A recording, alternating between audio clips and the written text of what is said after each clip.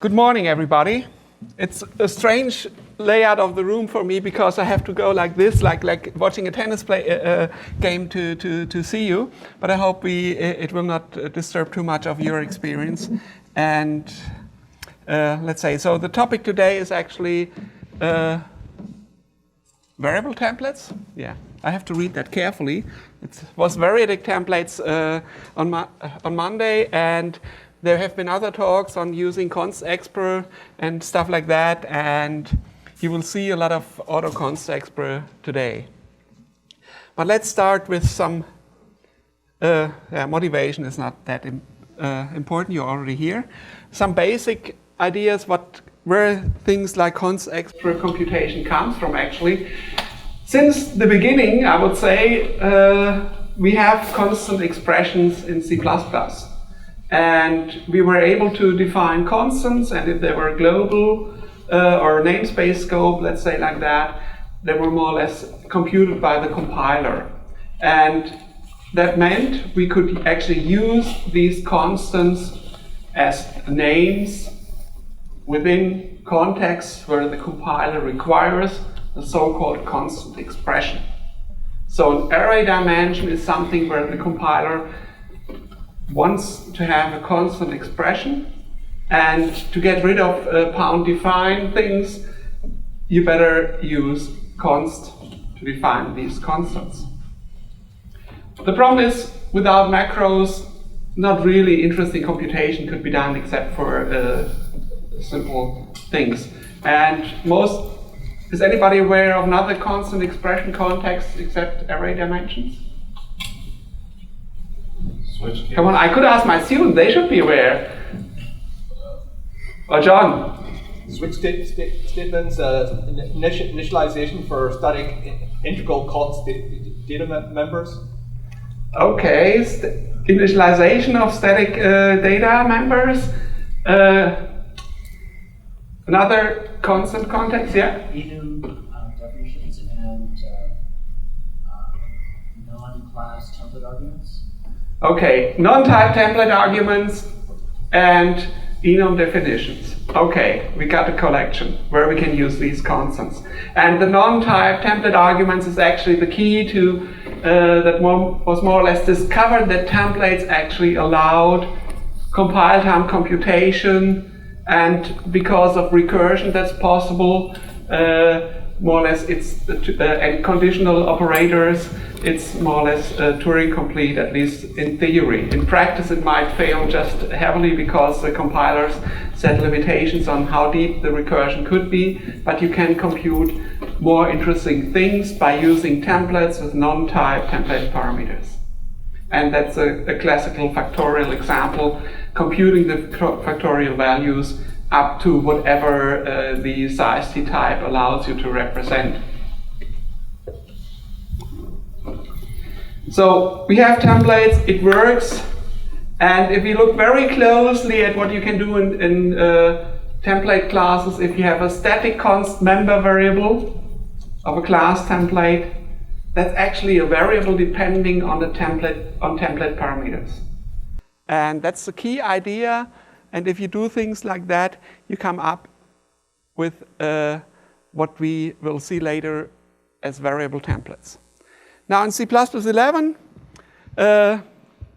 the language people got braver and said, okay, we want to be able to express that there is a constant that the compiler actually has to compute, and also we provide the constexpr keyword to have functions that the compiler must be able to compute at compile time. And these constexpr variables and constexpr functions can be used in constant expression context, and then the compiler will have to compute the values at compile time. And one additional constant expression context introduced in C++11 is the static assert condition, and where the compiler will evaluate a Boolean and will fail to compile if the Boolean is false. Let's see, yeah. The constexpr functions make it a little bit more syntactically convenient to spell out the factorial now. The problem is you still are limited in C++11 to a single return statement. And again, with recursion and conditional operator, you're still Turing complete. And that was the main reason why C++14 said, okay, if we can compute everything, why not make it as convenient as possible? It's still horrendous for a POSA implementer to actually, or compiler implementer to actually implement all that stuff, because it's a almost complete C++ interpreter at compile time that you get there. So maybe, let's see, I forgot to mention something. No. It's what's new is, again, you cannot have doubles or floating point values as non-type template arguments or parameters. Double cannot be a non-type template parameter, but with constexpr functions, you have all the types that are considered so-called literal types at your disposal to use, and floating point numbers are these. You might not get the exact same results at compile time that you would get at runtime. For example, your runtime could be on a different machine, actually, so a different processor with different rounding. And I learned from Howard that there's runtime flags, global ones, where you can set rounding modes and stuff like that, and those are not available at compile time. Or they might have different values for the compiler when it actually interprets your code and the runtime system when it runs. So we can compute our factorial with doubles, so get bigger numbers, maybe not as exact as with unsigned long as a result type, but big enough to represent more things. Not all factorials that we might ask for, but at least some of them correctly. And in a constexpr context, which we can now only test with the constexpr variable, we can see that it's available at compile time. So FAC5 is actually computed at compile time, and we can static assert on that to see if it's really there. And we expect it to be 120. Even though it's a double value, this is representable exactly, so it should work. And at runtime, we can do the same thing. And there, the magic of my testing framework will actually use a delta that is based on the size of the value. So it's close enough that we can compare. It's not equality underneath. We can have generic constexpr functions. And in C++11, what we miss is that we have to specify a return type either directly or with auto, and then with the arrow denoting the return type. It can be deduced, and it's a little bit ugly to spell out because you have to repeat the return expression in the decl type afterwards, and that's also something that changed in C++40. Little advertisement for those who say, okay, these constexpr are so bad, I want to keep my macros. If you have today macros that compute something, we have a plugin on our Cevelop development environment that actually replaces macro, function-like macros, among other macros, with constexpr. It's not syntactically pleasing, but at least it's type safe to use these functions then on. So the apps function looks a little bit strange, but that's not fake. That's the actual code that gets generated for you on your behalf if you want to replace the macro ABS by the corresponding constexpr function. And it also shows the ugly decl type thing that you might get here. In C++14, we could just get rid of these pieces, but that's not built yet into the plugin. Just a reminder, topic is today variable templates, and if you have templates, you have things like function overload resolution in function templates, function template, template argument deduction, class template specializations, and with variable templates, you also get the class template means of having specializations of variable templates, which can be interesting. There's one thing also to remember is literal types. We have the ability to specify constructors as constexpr, which means I can construct a value of that type at compile time, which makes implementing things like that, again, an interesting task. I'm saying that because two of my students are sitting here who might consider doing that, but that's something else. So literal types are more or less everything that you might know as a trivial type, plus arrays, plus structs of these things. So you can represent more or less a lot of arbitrary data where you don't have to rely on any kind of heap memory to represent it. And if these types have a constexpr constructor that can do interesting things, in C++11 not many interesting things because it mustn't have any statements in its body, but in C++14 you can do more interesting things, and that's what we will see later on. There was a mistake in the standard. It was considered okay if we have a member function that is constexpr, it should be const. In the context of C++11, that was almost okay. But it turned out in C++14, it would be much better to allow constexpr member functions that are not const, that actually can change the object. Why is that? Well, if it's a literal type, we can use it in a constexpr function as a local variable, for example. And these local variables can actually change. And there are still a lot of corners in the standard library where I would have liked to have constexpr, which I don't have now. And we will see one of these examples. And I answered my quiz question, so sorry for that. No fun today.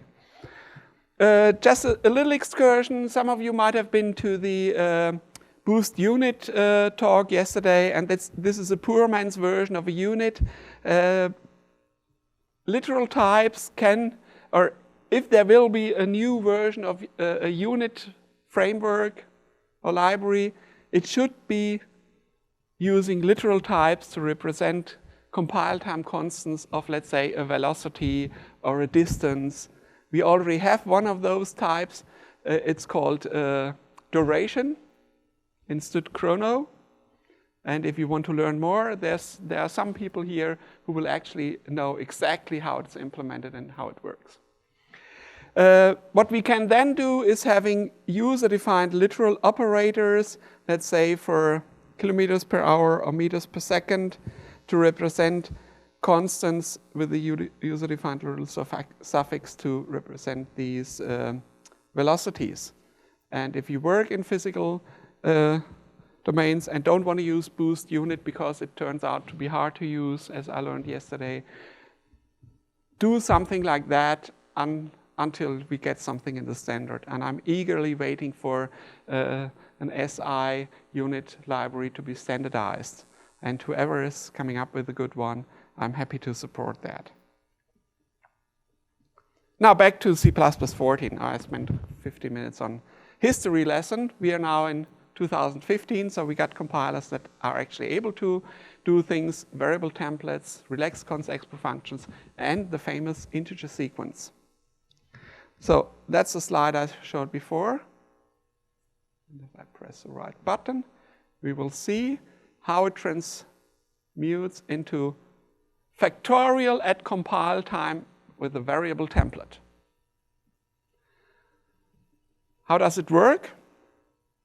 Well, we write template, size tn, so we have this number, constexpr, type, name, and we initialize it.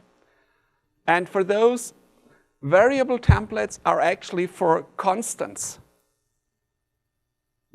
But since anything that has a name is not a type and not a function, is a variable in C++, am I right, Howard? I believe so. And not a macro. So we have templates that are variables, even though these variables will never change. They are single assignment or initialization only, they are constants. And I'm not sure if there's any good use of having a non-constexpr variable template, but I'm happy to learn that. I couldn't figure out one. So what we can do is actually we can recurse and provide a base case by a specialization like we would do in the class template version to get factorials computed at compile time. If we get into overflow, which is something that might be very hard to detect in at runtime, at least for unsigned types, it's not undefined behavior, but if we would have used int, we could have easily ended up with pink elephants raining from the ceiling if we compute that at runtime. If things like that happen at compile time, the compiler is obliged to recognize these and just stop your compilation or say compile error. So, good thing. The canonical example we've seen, we even have in the standard text is pi, and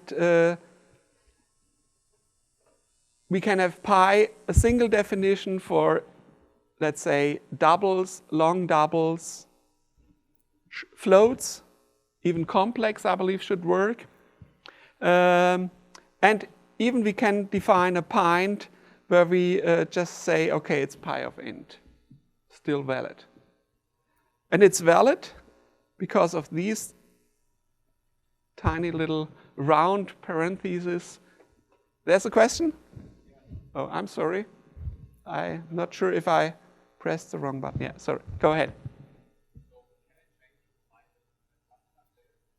No, it's a constant.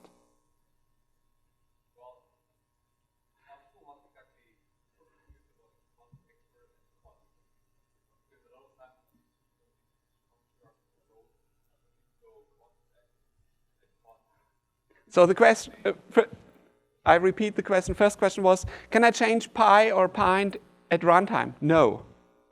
The second question was, what's the difference between constexpr and const? And there was someone who is willing to answer that for me.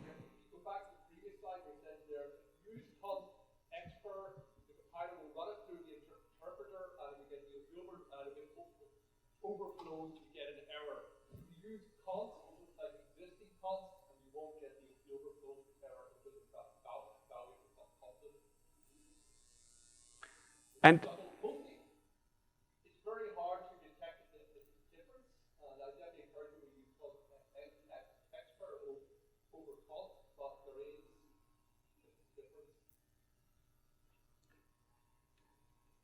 And you can have const local variables that are actually initialized at runtime.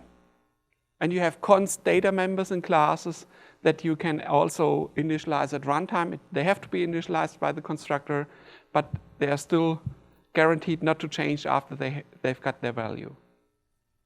And constexpr, everything where constexpr is there for a variable, it is computed at compile time by the compiler, and the value is there when the program runs, and it won't change.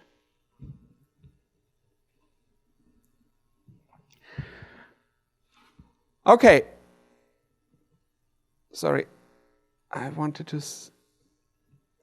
The constexpr functions in C++14 get much more interesting than in C++11. We've seen C++11, it's more or less equivalent to what we can do with, almost equivalent for, with recursion, like what we could do with templates already in C++3.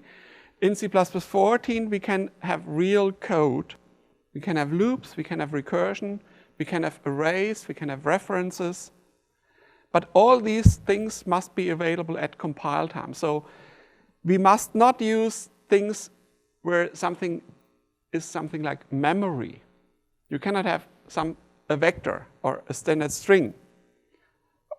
But you can have statements in your function that might be executed at runtime and have a runtime side effect like throw, as long as you don't go that branch at compile time. You can also call other functions, but these must be constexpr functions. So let's see some examples. canonical factorial, we now can use a while loop or also a for loop to actually compute the factorial by repetitive multiplication. It's still inefficient, but it's at compile time, so we don't care that much. Unless we call factorial in a non-constexpr context where it's actually computed at runtime. And the interesting thing is, while recursion you might consider, okay, that it's a problem if you have a too deeply nested recursion. Even a simple loop can give you a big problem if it's running long, because the compilers are, I'm not sure if they are obliged, but they should allow a limit on this computation to help users not to write endless loops. And so you can easily hit, or more or less easily hit, compiler limits. And I will show you an example in the end where the compile time is actually significant by just including a tiny header and using it.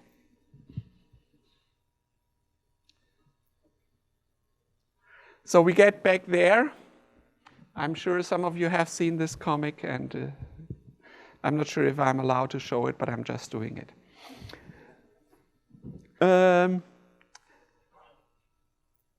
So if you remember our macro transformed abs function for the absolute value, it had a very interesting specification of its return type. That's a great relief. In C++14 we have return type deduction, and in almost all sensible cases you just write auto in front of a function and it will do so. Especially for generic code where you have to provide the function body anyway in a header file or wherever it's seeable. So constexpr auto is actually what you would use for constexpr functions very, very often. I rarely feel the need to specify the return type of a constexpr function, especially a generic one. So you will see a lot of constexpr auto. Now I want to show you an example, and on Monday we had FizzBuzz, which is like starting to begin to learn about multiplication, and now we want to learn all about multiplication. And the easiest way to cheat is actually have a table to look things up. So maybe we start with 1, 2, and 3, and by the end of the week we have up to 10. So 10 by 10 is 100, and that's what children should learn at school. And if you're eager, you should know all the values in this table by heart. If you ask you, what is 17 by 13? Well, I can look in the table. 17 by, I need my glasses to see exactly, 13, something like that, 221. Is that right? No? Wrong line? It looks rightish. 7 times 3 is... Is it wrong? I know this value. 20 by 20 is 400.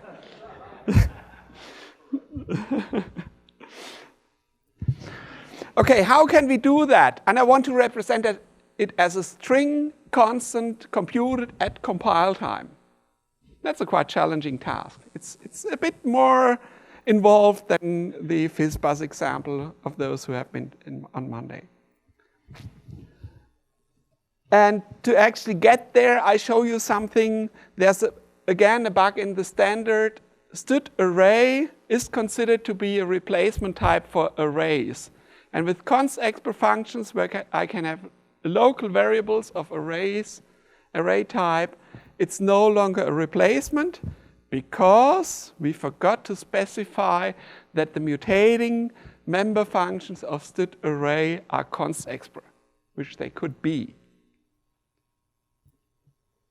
Is that true, Howard? We did forget that. So what I did, I wrote my poor man's small scale version of std array called AR, taking a type name and a size, and just providing the array index operator that is mutating as a constexpr member function. So this constexpr actually is missing from std array and some others. Nevertheless, we can write a piece of code where we take our array type now with n values, write a loop where we just fill in nice, interesting, just the squares. It's it's the diagonal in our multiplication table, just to show how it is done. And because we wrap our array into a struct, we can return by value, and it's automatically deduced to be the right result. Oh, I forgot to say I made an alias where I say size t, so I have unsigned integers. And now with that computation function, make tab, we can actually create a template variable that will contain an array of square numbers up to a given number n. Cool, isn't it? Computable at compile time, and we can even index it at compile time and ask for the in a sequence of squares from 1 to 5 squared for the third element and get an array of that size. That's a check that it's actually computed at compile time. Now, who knows how big that array will be? How many ints are in there?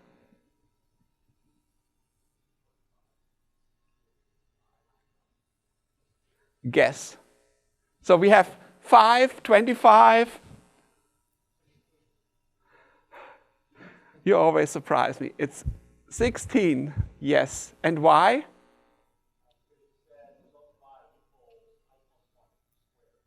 Yeah. Okay, index number 3 is a fourth element in the array. I start out with 1 times 1, 2 times 2, 3 times 3, and then 4 times 4, which is, as Stefan splendidly explained, 16.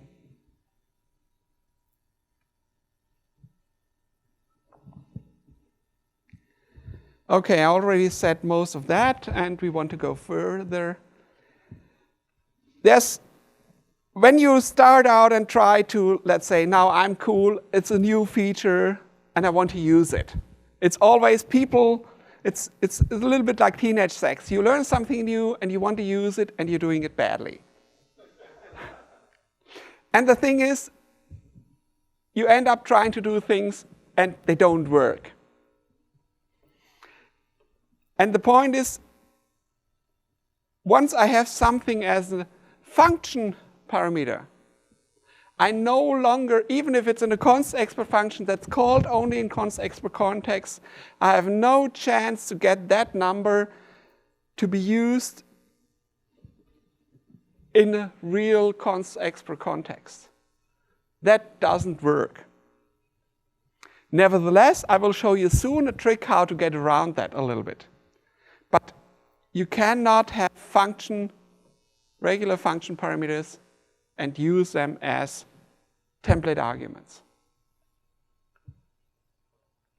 So what you have to do, you provide not the function as a function parameter, but as a template parameter. And there you're still in the context of compile time, constexpr context, so you can actually make use of that template parameter in other templates. And since you know the value, you can still use it in the loop that you specify here. So I called it lift, and I know that terms overloaded in functional programming, it means something completely different. I just was not able to get there with a better word. So whenever you try something like this, remember this slide. Oh shit, it doesn't work like that. But there's other interesting things, and that's really cool, because template argument deduction for function templates works even for values. Since template argument deduction gives us the function type based on the argument how we call the function, but it still can deduce what the type is. And if the type is a template itself and uses non-type template arguments, these can be deduced by the compiler. So what does that mean? There's this interesting type in the standard library called integer sequence, which takes a t, which is the base type of the values, and then a whole list of values. And whenever I define a function that takes this integer sequence as an argument, the objects themselves contain nothing. But the template argument deduction is able to deduce the actual values as template arguments of my Variadic constexpr template function. Or actually, the function is not Variadic, but the template is Variadic. Let's say it like that. And we can then use these values in contexts where we want, in contexts where constants are useful. And what we can do is actually we can return a std array and initialize that array with the values that were deduced by the compiler when I call this make_init array. And that's strange, but I can write things like, okay, I pass in an integer sequence of unsigned values and give them directly as 1, 2, 3, 4, 5. Pass an object like that to the call of make_int array. The compiler goes here and see, oh, I've got an integer sequence. Yeah, this overload matches. Oh, this t is actually unsigned.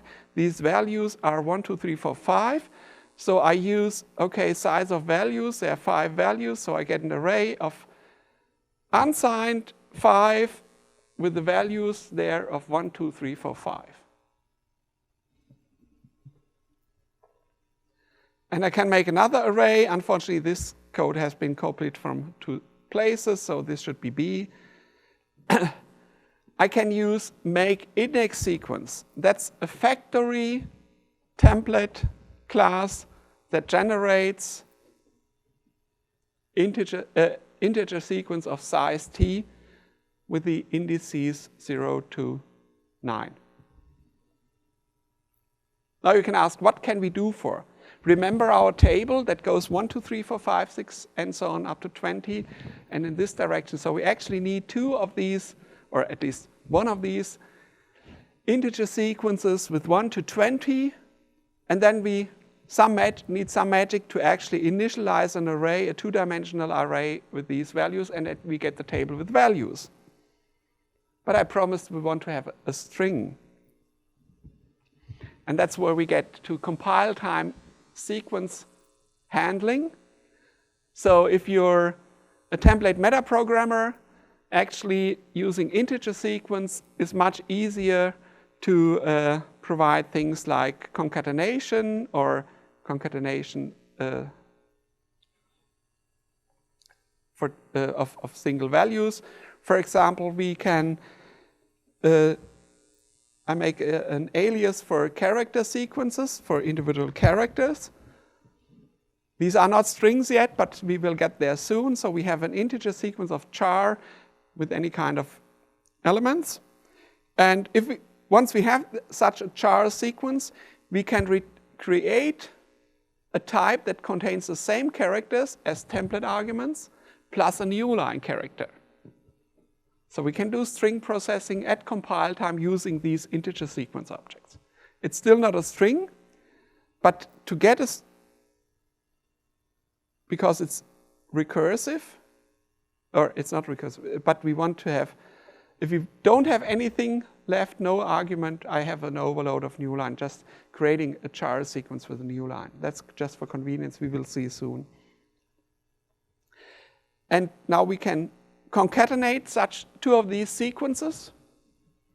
And that's a Lisp programmer might be able to say that. And we have 2 arguments. It's not a Variadic function. It's a function with 2 parameters, but both are Variadic templates. And the compiler can actually deduce these 2 sequences of values. And it's even generic on the type of the values. So if I pass in 2 integer sequences, I get a new one out, so a new type out, not really a value, a new type out, where both sequences are concatenated. What can we do with that? we can actually create strings of that. So we define a variable template. I think that static is superfluous. Oh no, we need that. Maybe. Yeah, it's an array. So we can actually take our sequence and initialize an array with these values.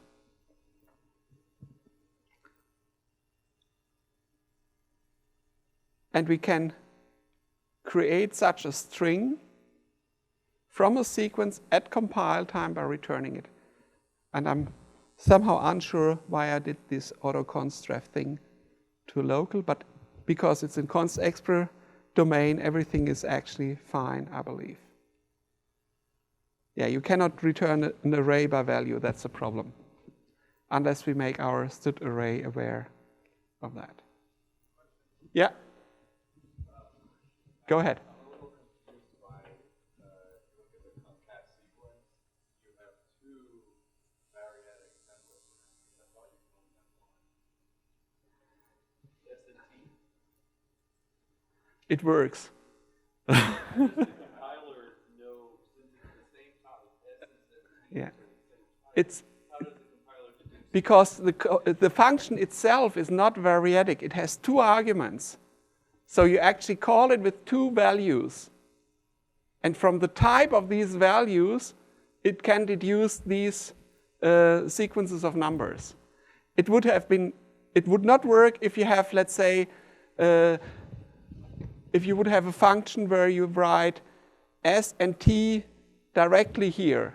If it would be type name S, type name dot dot dot S, type name dot dot dot T, you cannot have S dot dot dot T dot dot dot. That wouldn't work. But because, yeah. Where the type deduction or the value deduction occurs, the parameter path is the last thing. It's the last argument to the enclosing class specialization. So Yeah. the compiler side, it is a unique thing that appears last. We introduce S, then we go to the next argument, go down through the class find T, do the deduction there, and they're both distinct. What you It is legal and it is used a lot. Yeah. What you cannot do is actually specify the arguments here. If you call it with angular brackets, it won't work, because then the compiler will not know to which part it actually belongs.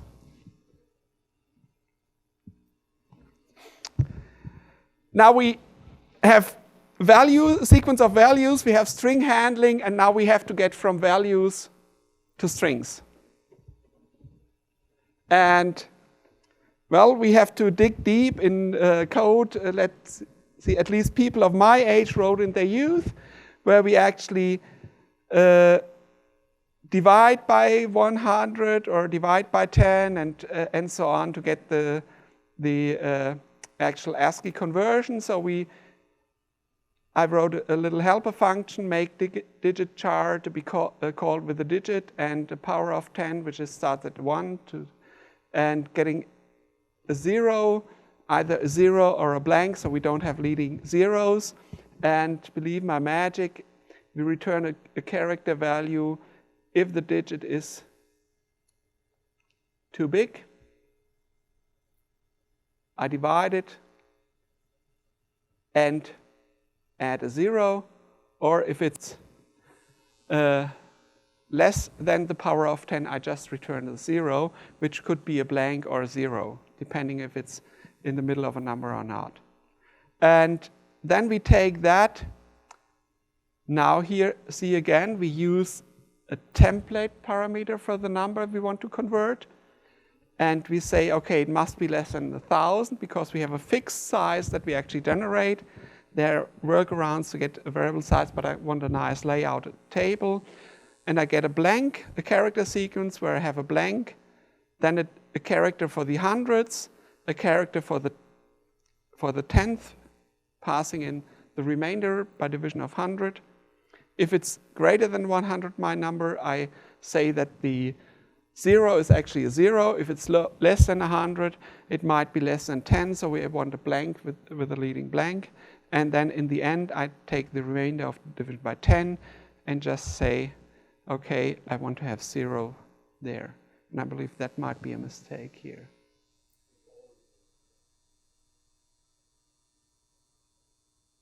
No, I copy-pasted from somewhere from different version of the code, I believe, because I added the 0 here. I forgot what that 0. That 0 must be wrong. Let's look at the real code. Yeah. No need to fuss around.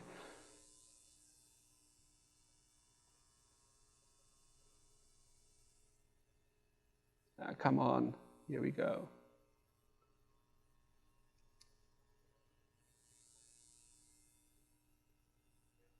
It says plus 0.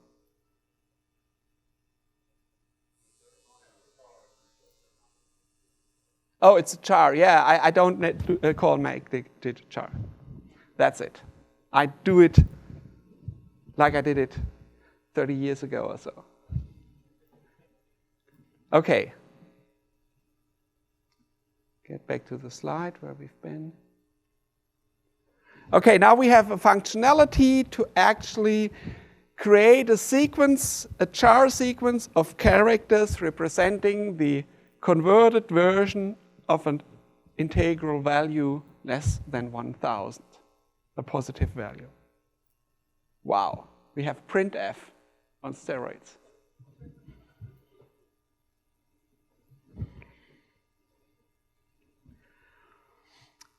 Now, we want some arithmetic on our values as well, and also on whole sequences of values. So in functional programming, that would be a kind of a map functionality, and I spelled out the version for addition. So we want to add a value n to all the values in the index sequence. So since the computation is only taking part as the template arguments of a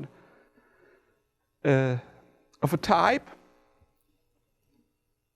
it's again Variadic template function, passing in the sequence, adding I to each value of the sequence, generating a new sequence. Easy.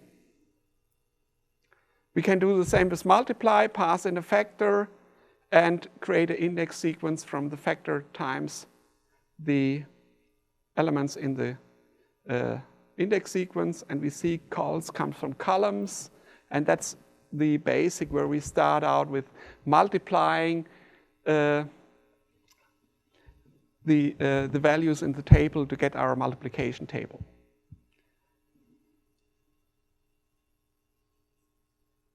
And again, remember, the value we return is empty.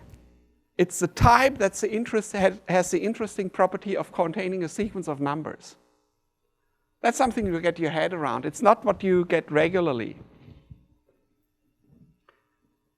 And now what can we start out? Okay, we create a row in our table,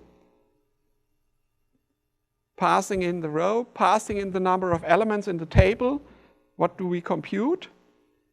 We create an index sequence of the number of elements. So we have 0 up to num minus 1 in there.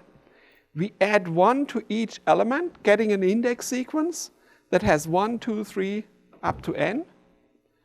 And now we create a sequence containing of the multiples of row times each element, and that gives us a row in our table. Now we have a type representing a row in our multiplication table, and from that type, we now create a character sequence by converting all these numbers into a char sequence representing a string of all these numbers, each one taking 4 characters with blanks, leading blanks. Cool. But we're not done yet. How do you do that? Creating a list of numbers, let's say 3, what's my example, 3, 6, 9, 12, and so on, into a string. And this is again a point where you're hit by the problem that you cannot actually pass in a number as a function argument. You have to pass it in as a template argument, and we need to go back to a situation where we have to recurse on ourselves, but we cannot use recursion on function arguments. And that way we actually go through a class template to get our recursion done. So we convert to a character sequence, having a parameter n and the rest. We create the characters from a number, n, which is actually converting, let's say, 3 to blank, blank, blank 3 as a character. And we concat, converting all the rest. But we cannot call concat convert to char sequence with just the rest, because we cannot specify an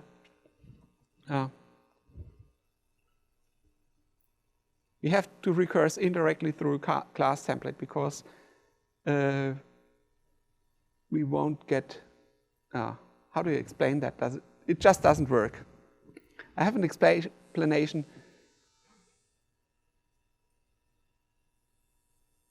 Because we cannot have a base case in our recursion. The function itself has no arguments, and we cannot specify a specialization with an empty list. That's a problem. And once we have that, convert to character sequence for a row, which you get again as an index sequence. We add a new line to that. So we have a single line converted of the characters in our big, huge multiplication table. And how does this interaction through class templates work?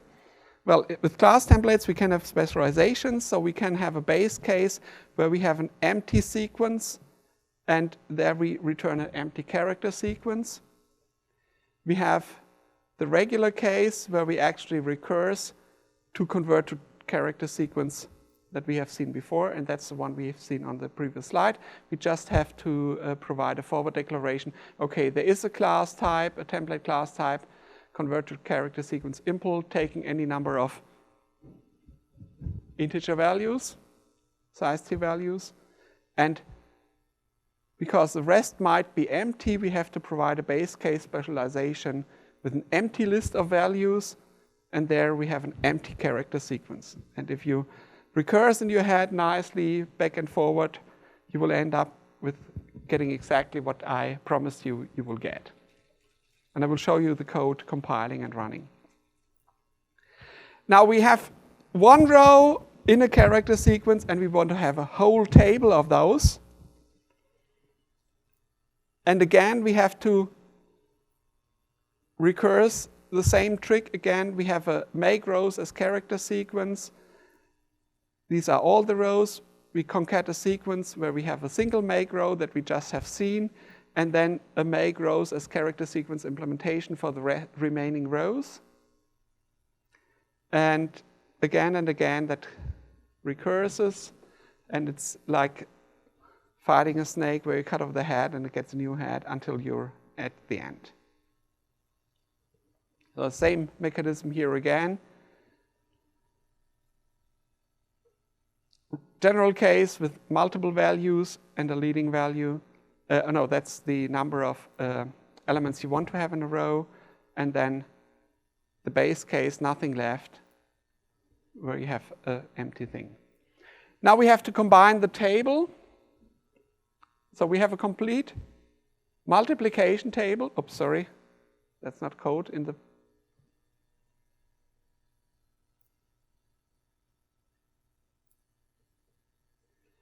A complete multiplication table that is made from a character string from a sequence, converting the character sequence to actually an array with the initialization, concatenating a new line, make rows for the dimension that we pass in as a template parameter, adding 1 to the index sequence of the dimension, so we don't have 0 times 0, but 1 times 1 to start with. And all that works together and gives us a table like that. And to test that, we use another C++ 11 feature, raw raw string literals where you can embed new lines. So we have this nice table, and assert if it's exactly the string that the multiplication table of 20 will deliver. And I think that's, there must be some proof that it actually works. We see that test case here. I have a few smaller ones, like up to 10, for example. And if we compile that beast, oh, it's already compiled. Let's see that it actually compiles.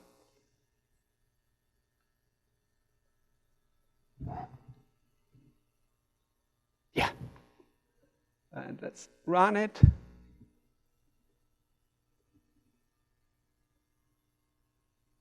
And if you know how German spells, and we just can check if it's actually testing something.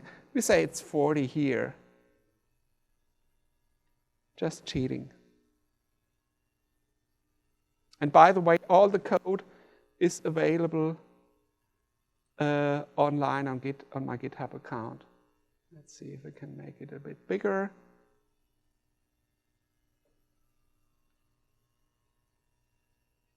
You see here we got 40 and there 400, so it actually works. The test case tests what I promised it to test. Now you can say, okay, we don't need to teach our children multiplication. At least not in C++. Well, some people actually say we don't need to teach multiplication. I lost my image again. Oh yeah, it's back. More interesting, for example, in the embedded world, you tend to have lookup tables for fast computing of values.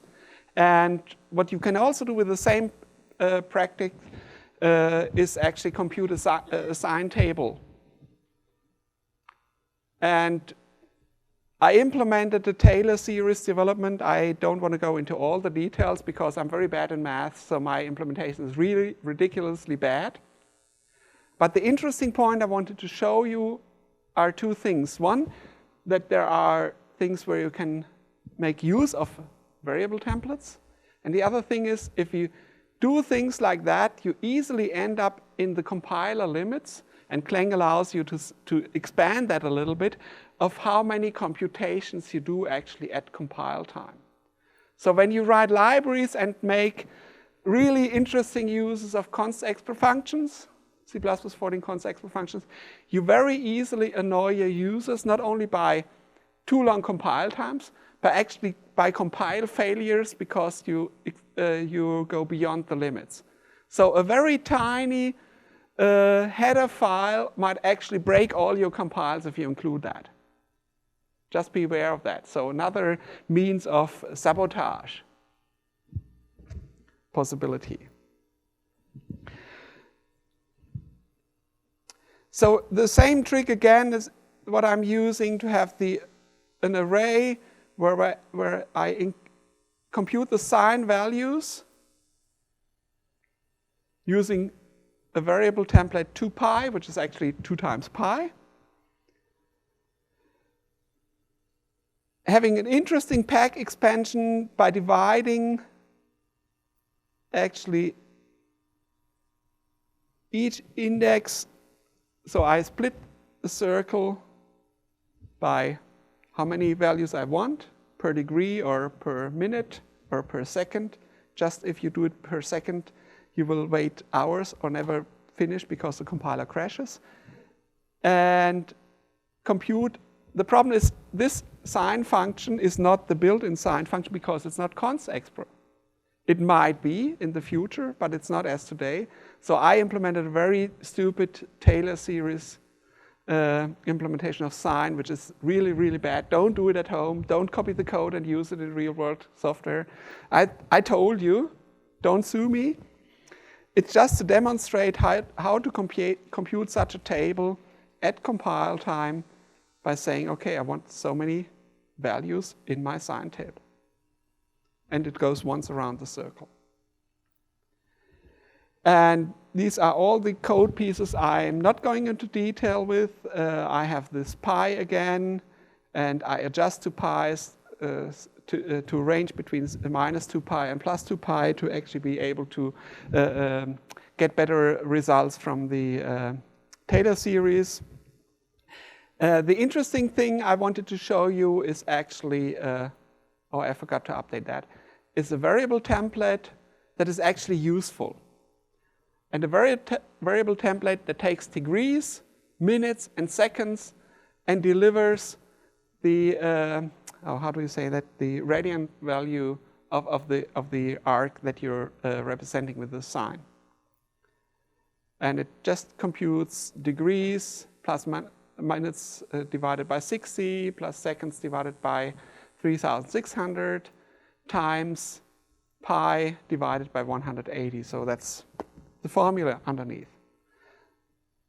And we can spell out, okay, you see that I stole that from another talk, but I will show you how it looks for this part of the world.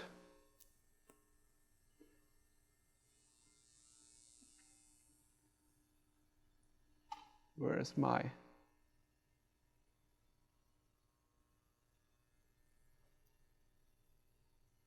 Here. Here we have Bellevue north, 47 degrees, 36 minutes, west, 120 degrees, 10 minutes.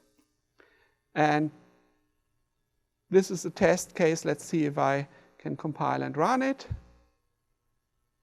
with all the interesting values of sine, values like, okay, let's adjust to p. What else do I have here? Oh, there are some static asserts. Okay, my table in the front is 0 because sine of 0 is 0, and table in the end is also close to 0, but it's not as close as I expected it to be. And I can have other compile time things as well, like, okay, if I have 360 degrees, sine of 90 should be also close to 1, and sine of 180 close to 0, and sine of 270 should be also close to 1. Let's see if that compiles.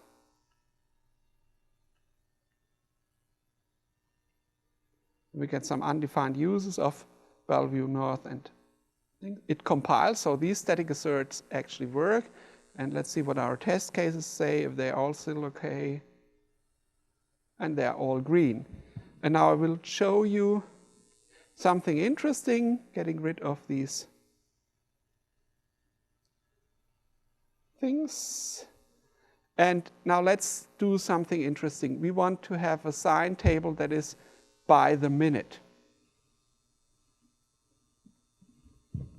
So just 60 times the values, or do you want by the second? Let's start by the minute, and I just compile now, and now we can have a sword fight. Remember that from the comic? Because it takes about, I believe last time it was 40 seconds or so, and that's just a few values. Let's see what I have on my slides, left on my slides in between. Okay, constexpr auto is a key to compile-time programming. Good literal types require work, and I wish we had SI units for that. Variable templates actually look innocent, but if you underneath have enough of computation and doing it badly, it really compile times skyrocket. And let's see if we're done yet. Oh yeah, we got an error. Cool. What's the problem? The interesting error message is, okay, we have a sine table must be initialized by a constant expression. And the problem is actually that we reached constexpr evaluation hit maximum step limit, possible infinite loop.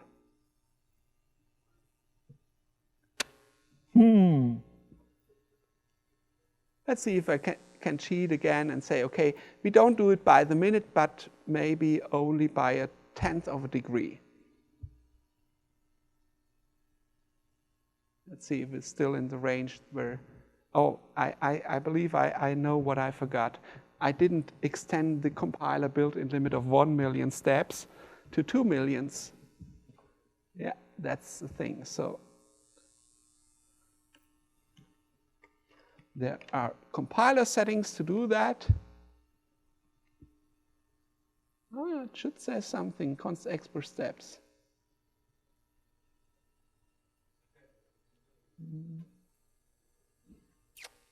Maybe ask for 4.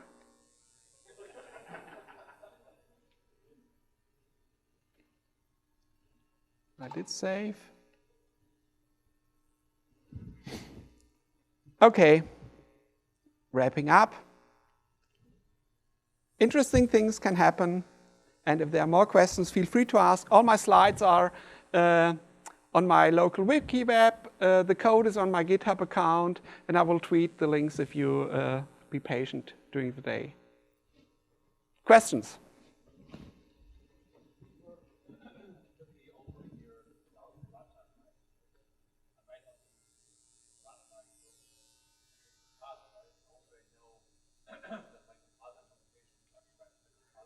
By using static asserts, as I did, to compare the values that you expect to.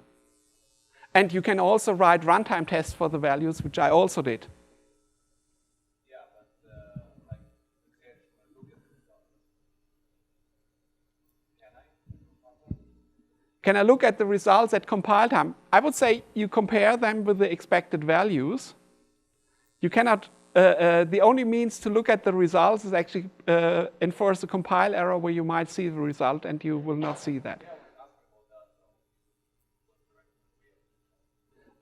Don't debug your code, write test cases.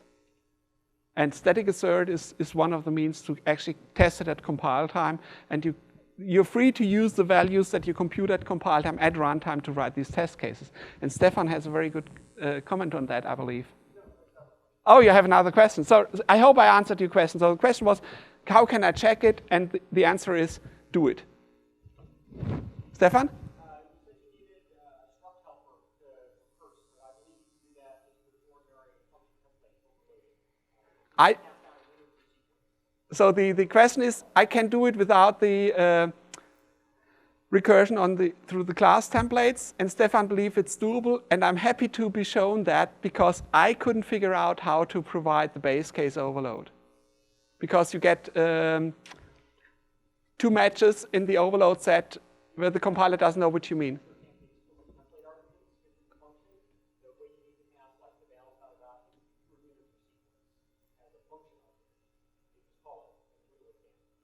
Okay, give it as an argument in addition to the template argument. That might work, yes.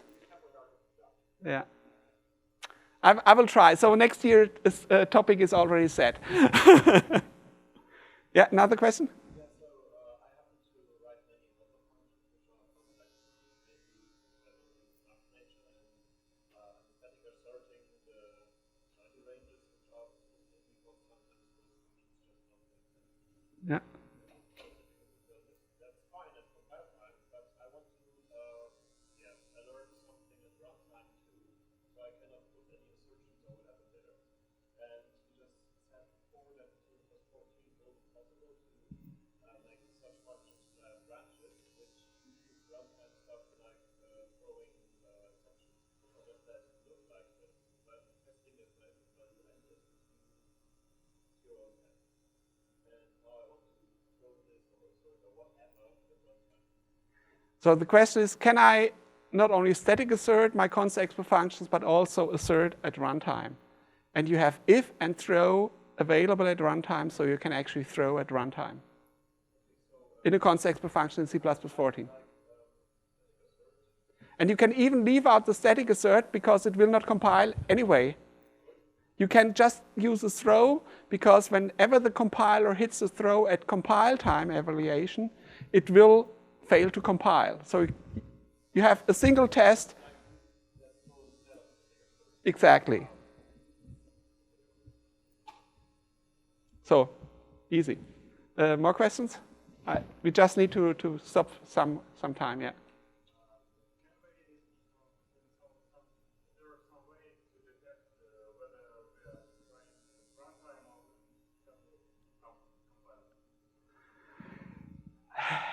within the function code, you don't know. There have been, let's say, ideas around to overload on something like constexpr, which is actually not very possible by the syntax, and I'm not sure if there's anybody in evolution who is eager to pursue that, how to specify that. As far as I know, you can't. You just maybe fail to compile at something, yeah.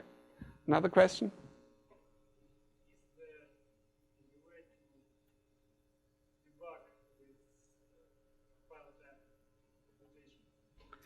Well, you can, the question is, can we debug the compile time functions? You can debug constexpr functions if you call them at runtime, but you should not debug anyway. You should write test cases for them. And you can test them at compile time using static assert, and you can test them at runtime with your testing framework. So, and if you really want to single step through things like that, call them at runtime. Then you have a debugger and see what it's done. So I think we're down to one final question, otherwise the time runs out. What happens if you do something that would at runtime result in a seg fault? Does it take out your compiler, or is it smart enough to? Well, the question is, what can I do if something that would at runtime do a seg fault? Actually, it's ensured by the compiler that, for example, if you have an array variable locally and you index out of bounds, it is a compile error at compile time. So it's really safe. You wouldn't kill the compiler, you just fail to compile. So you don't get compile time undefined behavior. That would be quite interesting. It's like running around with a loaded gun pointing to your heart all the time. Because undefined behavior might mean it generates interesting code for you without even telling you.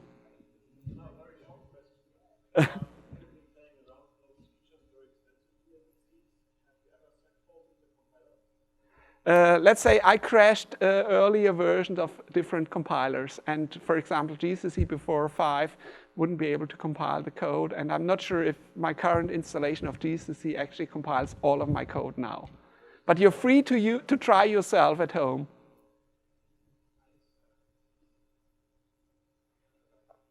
For example, GCC, I tried just before I started the talk to compile one example, and it complained about a narrowing conversion where I couldn't see where the narrowing is. Maybe some expert can help me with that, but I didn't see it. And the Clang 3.6, which I used to develop the examples, works.